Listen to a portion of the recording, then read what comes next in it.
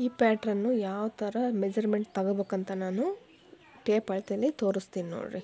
ಈ ಶೇಪ್ ಆಗಿರ್ಬೋದು ಮತ್ತು ಇದೆಲ್ಲ ಯಾವ ಥರ ಮೆಜರ್ಮೆಂಟ್ ತಗೊಳ್ಳೋದು ಅಂತ ನಾನು ಈ ವಿಡಿಯೋದಲ್ಲಿ ತೋರಿಸ್ತೀನಿ. ಅದು ಟೇಪ್ ಅಳತೆಯಲ್ಲೇ ತೋರಿಸ್ತೀನಿ ನೋಡಿ.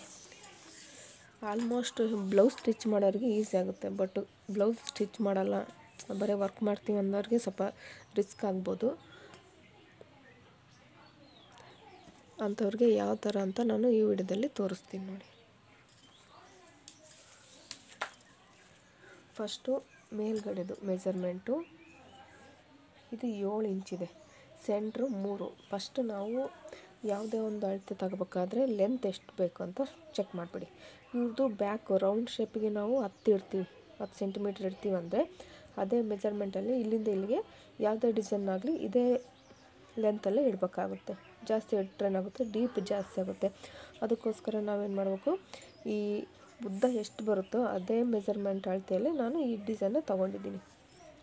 ಇದು ಬೋಟ್ ನೆಕ್ ತೊಗೊಂಡಿದ್ದೀನಿ. ಬೋಟ್ ನೆಕ್ ತೊಗೊಂಡು ಮತ್ತು ಕೆಳಗಡೆ ಈ ಡ್ರಾಪ್ ಟೆಂಪಲ್ ಬಾರ್ಡ್ರ್ ಟೈಪು ಈ ಥರ ತೊಗೊಂಡಿದ್ದೀನಿ ನೋಡಿರಿ. ಇದು ಆ್ಯಕ್ಚುಲಿ ಈ ಥರ ಅಗಲ ನಾನು 7 ಸೆಂಟಿಮೀಟ್ರು ಅಂದರೆ ಸೆಂಟ್ರ್ ಪಾಯಿಂಟಿಂದ 3.5 ಈ ಕಡೆ 3.5 ಟೋಟಲ್ ಎಷ್ಟಾಗುತ್ತೆ 7 ಸೆಂಟಿಮೀಟ್ರ್ ಆಗುತ್ತೆ ಅಗಲ. ಮತ್ತು ಉದ್ದ ಎಷ್ಟು ಬರುತ್ತಪ್ಪ ಅಂದರೆ 3 ಸೆಂಟಿಮೀಟ್ರು. ಇದು ಬೋಟ್ ನೆಕ್ ಅಳತೆ.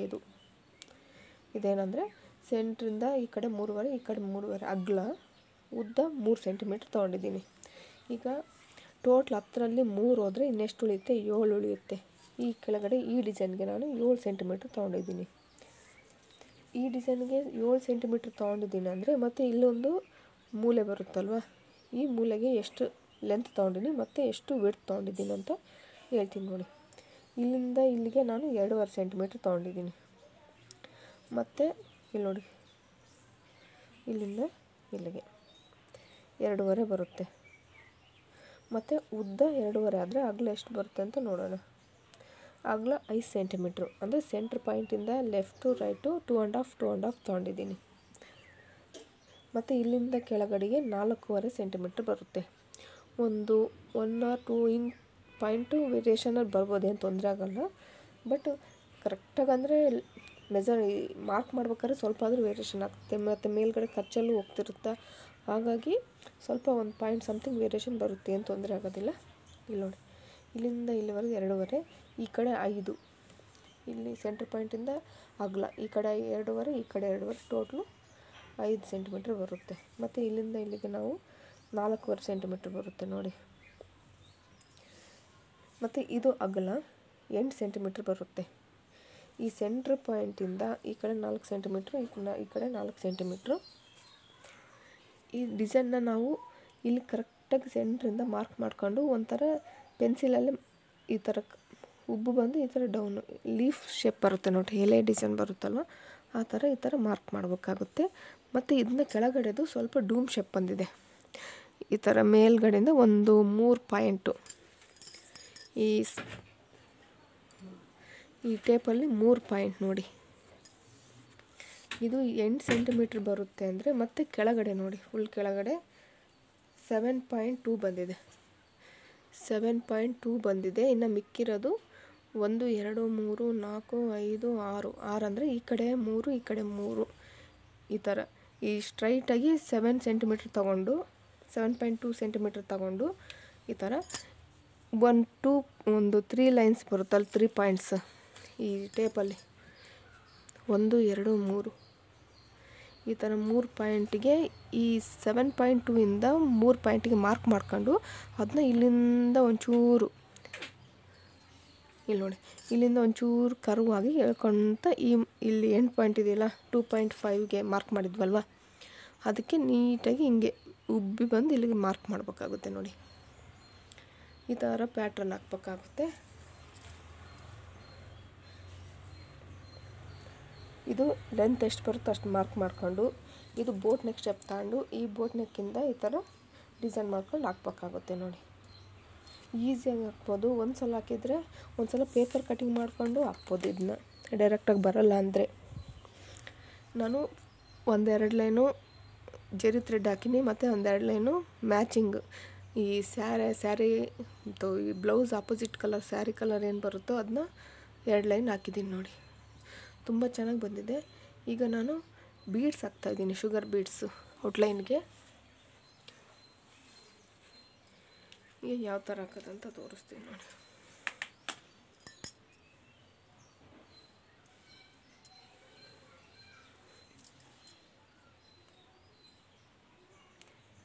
ನೀಟಾಗಿ ನೋಡಿಕೊಂಡು 2 3 ಬೀಡ್ಸ್ ಹಾಕೋಂತ ಕವರ್ ಮಾಡಬೇಕಾಗುತ್ತೆ. ಇದು ಫುಲ್ಲು ಡಿಸೈನ್ ವರ್ಕ್ ಹಾಕೋದು ತೋರ್ಸೋಕ್ಕೆ ಯಾಕಾಗಲಿಲ್ಲ ಅಂದರೆ ಲೆಂತಿ ಆಗಿಬಿಡುತ್ತೆ. ಅದಕ್ಕೋಸ್ಕರ ಇದನ್ನ ಚಿಕ್ಕ ಚಿಕ್ಕ ಪಾರ್ಟಾಗಿ ಮಾಡ್ತಾಯಿದ್ದೀನಿ. ಮತ್ತು ನೆಕ್ಸ್ಟ್ ಡಿಸೈನ್ ಯಾವ ಥರ ಹಾಕೋದು ಅಂತ ನಾನು ವೀಡಿಯೋದಲ್ಲಿ ತೋರಿಸ್ತೀನಿ. ಈಗ ಡಿಸೈನ್ಗೆ ಯಾವ ಥರ ಮೆಜರ್ಮೆಂಟ್ ತೊಗೊಳ್ಳೋದು ಮತ್ತು ಔಟ್ಲೈನ್ ಯಾವ ಥರ ಹಾಕೋದು ಮತ್ತು ಔಟ್ಲೈನಿಗೆ ಏನೇನು ಹಾಕಿದ್ದೀನಿ ಅಂತ ನಾನು ಈ ವಿಡಿಯೋದಲ್ಲಿ ತೋರಿಸಿದ್ದೀನಿ. ಆದಷ್ಟು 2 3 ಹಾಕಿ, 4 ಹಾಕೋಕ್ಕೆ ಹೋಗ್ಬಿಡಿ, ಅದು ಎದ್ದೇಳ್ದಂಗೆ ಕಾಣಿಸುತ್ತೆ. ಅದಕ್ಕೋಸ್ಕರ ನೀಟಾಗಿ ನೋಡಿಕೊಂಡು ನಿಧಾನಕ್ಕೆ ಹಾಕ್ತಾ ಬನ್ನಿ.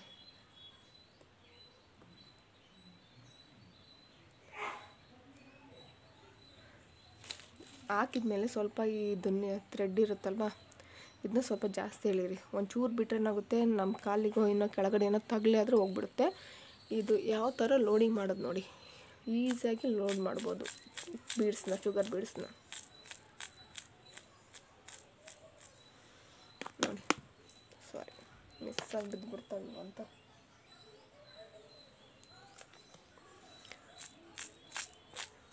ವರ್ಕ್ ಮಾಡ್ಬೇಕಾದ್ರೆ ಫ್ರೀ ಸ್ಪೇಸ್ ಇರಬೇಕು. ಜಾಗ ಜಾಸ್ತಿ ಇದ್ದರೆ ನೋಡಿ ಫ್ರೀಯಾಗಿ ಹಾಕ್ಬೋದು.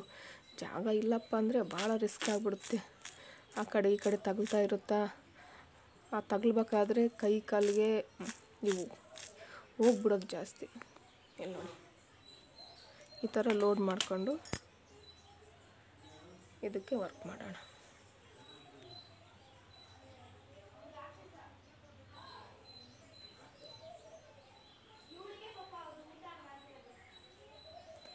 ನಿಧಾನಕ್ಕೆ ಲೂಪ್ ಒಳಗಡೆ ಹಾಕಿ ಮತ್ತು ನಿಧಾನಕ್ಕೆ ಮೇಲ್ಗಡೆ ಥ್ರೆಡ್ ಎಳ್ಕೋಬೇಕು.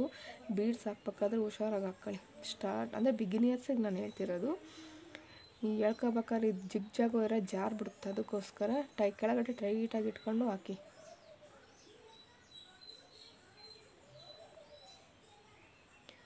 ನೋಡಿ ಈ ಥರ ನಿಧಾನಕ್ಕೆ ಹಾಕ್ಬೇಕು. ಈಗ 1-2 ಬೀಡ್ಸು ಕಡಿಮೆ ಬೀಳುತ್ತೆ, ಅವಕ್ಕೆ ಮತ್ತೆ ಲೋಡಿಂಗ್ ಮಾಡ್ಕೋಬೇಕು. ಇಲ್ಲ ಅಲ್ಲೊಂದಿದ್ದಾವಲ್ವ, ಇವನ್ನ ಹಾಕಿದ್ರು ನಡೆಯುತ್ತೆ. ಜಾಸ್ತಿ ಒಂದು ಎಕ್ಸ್ಟ್ರಾ ಹಾಕಿದ್ರೆ ಏನಾಗುತ್ತೆ, ಅದು ಮೂಲೆ ಮಟ್ಟ ಬರೋಲ್ಲ, ಎಡ್ಜ್ ಬರೋದಿಲ್ಲ. ಅದಕ್ಕೋಸ್ಕರ ನಾನು ಈಗ ಚಿಕ್ಕದು ಹಾಕ್ತೀನಿ. ಇದು ಸ್ವಲ್ಪ ಉದ್ದ ಇದೆ ಅನಿಸುತ್ತೆ. ಈ ಶುಗರ್ ಬೀಡ್ಸಲ್ಲೂ ಚಿಕ್ಕದು ದೊಡ್ಡದು ಅನ್ನೋ ಥರನೇ ಬರುತ್ತೆ, ಒಂದೇ ಸೈಜ್ ಇರೋಲ್ಲ. ಅಗಲ ಕಡಿಮೆ ಇರೋದು ಒಂದು ಬೀಡ್ ಹಾಕ್ತೀನಿ. ನೀಟಾಗಿ ಫಿನಿಶಿಂಗ್ ಬರ್ಬೇಕು ನೋಡಿ, ಆ ಥರ ಹಾಕಿದರೆ ಚೆನ್ನಾಗೆ. ಇಲ್ಲಾಂದರೆ ವರ್ಕು ಮಾಡೋದು ವೇಸ್ಟ್ ಅನಿಸ್ಬಿಡುತ್ತೆ ಒಂದೊಂದು ಸಲ.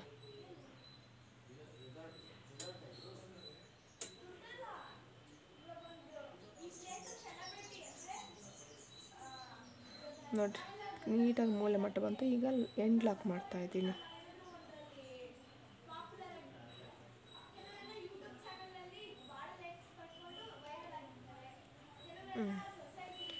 ಎಷ್ಟು ನೀಟಾಗಿ ವರ್ಕ್ ಮಾತ್ರ ಫಿನಿಶಿಂಗ್ ನೀಟಾಗಿ ಬಂದ್ಬಿಡುತ್ತೆ ನಂದು. ಇಲ್ಲಿ ನೋಡಿ,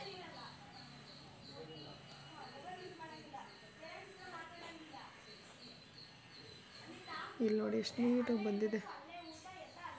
ಡಿಸೈನು ಅಷ್ಟೇ ನೀಟಾಗಿ ಬಂದಿದೆ, ವರ್ಕ್ ಮಾತ್ರ ನೀಟಾಗಿ ಬಂದಿದೆ ನೋಡಿ ಫಿನಿಶಿಂಗ್. ಇದು ಬ್ಲೌಸು ತುಂಬ ವರ್ಕ್ ಇರೋದ್ರಿಂದ ಸ್ವಲ್ಪನೇ ವೀಡಿಯೋ ಮಾಡಿ ಹಾಕ್ತಾ ಹೋಗ್ತೀನಿ. ನಿಮಗೇನಾದ್ರು ಇದರಲ್ಲಿ ಡೌಟ್ ಬಂತಂದರೂ ಕೇಳ್ರಿ. ಸಿಂಪಲ್ಲಾಗಿ ಸ್ವಲ್ಪ ಹಾಕಿ ಆದರೂ ನಾನು ನಿಮಗೆ ತೋರಿಸ್ತೀನಿ. ತೀರಾ ಹತ್ರ ಮಾಡಿದರೆ ಜೂಮ್ ಮಾಡೋಕ್ಕೆ ಹೋದರೆ ಏನಾಗುತ್ತೆ, ಸ್ವಲ್ಪ ಬ್ಲರ್ರಾಗಿ ಕಾಣಿಸುತ್ತೆ. ಇಲ್ಲಿ ನೋಡಿ, 2 ಲೈನು ಜರಿ ಥ್ರೆಡ್ಡು ಮತ್ತು 2 ಲೈನು ಸಿಲ್ಕ್ ಥ್ರೆಡ್ಡು ಮತ್ತು 1 ಲೈನು ಶುಗರ್ ಬೀಡ್ಸ್ ಹಾಕಿದ್ದೀನಿ ನೋಡಿ. ಎಷ್ಟು ನೀಟಾಗಿ ಕಾಣಿಸುತ್ತೆ.